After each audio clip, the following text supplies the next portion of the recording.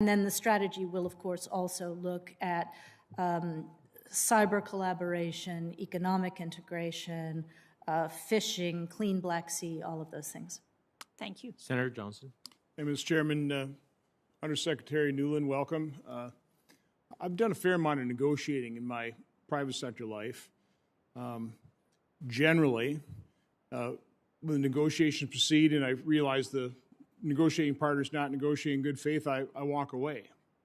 Actually, always. If I'm not perceiving a good faith negotiation, I walk away. I've never, ever tried to negotiate with somebody who would refuse to even sit down and talk to me. But in fact, isn't that what's happening with the JCPOA negotiations right now? Iran refuses to meet with our negotiators?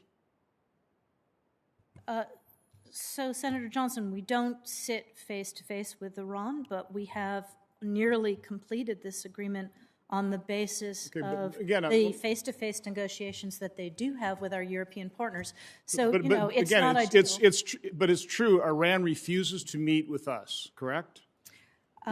Isn't that an automatic admission that they're not good faith negotiations? Why would the administration, why would President Biden participate in something like that? That's a charade.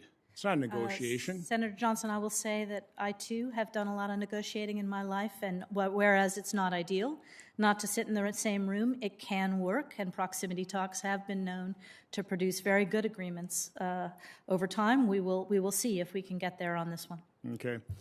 Following up on Senator Rubio's questioning on Venezuela, it sounds like you really weren't talking about buying their oil. Is that true? Senator, I'm happy to talk in some detail about all the contours of that trip in another setting, or perhaps in a little while. We are still in the process of working on a number of things there, but the primary purpose of that mission was to go see our 8 Americans who are incarcerated. So again, Senator Rubio's more familiar with what their oil capacities are, but it sounds like they really couldn't add much to anything we would do. So, I mean, can you just state categorically that we will not be buying Venezuelan oil? We won't. If we're going to buy oil, we'll buy American oil. We won't buy from a tyrant like Maduro. Senator, let me try to put this whole oil issue in some context, if I may. When we ban Russian oil, as the President very clearly did today, that has an impact on all kinds of things. You know, we already have a situation, thanks to the international efforts that we have galvanized, where 70% of Russian fuel is stuck. But the particular kind of Russian fuel that the U.S. imports, or had been importing, was heavy fuel. And that is only produced in a couple of countries around the world.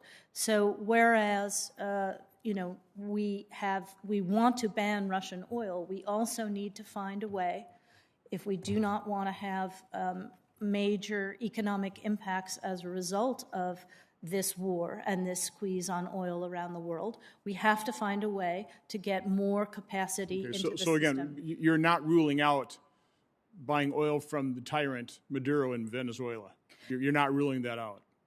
I will come back to you on that question. Okay. We have seen some protests in Russia. It seems like they're being suppressed pretty effectively. People are being jailed. What information are those individuals getting? How are they getting it? And what is the U.S. doing to make sure that the Russian people get more of the truth and less Russian propaganda? Well, again, President Putin is scared of what we were already doing, so scared that he had to choke off the rest of what was left of the free press in Russia. But as I mentioned to Senator Shaheen, we and our allies have broad and deep relationships with lots of Russian journalists and lots of Russian brave influencers operating outside of Russia, who are able to push their information into Russia by various means. We also have RFERL, which, though it has been Closed Down in Russia has a relatively sizable listenership and viewership through the web, through the internet, which the President Putin has not yet closed down in Russia. So we're working on lots of different ways to try to get truth into Russia.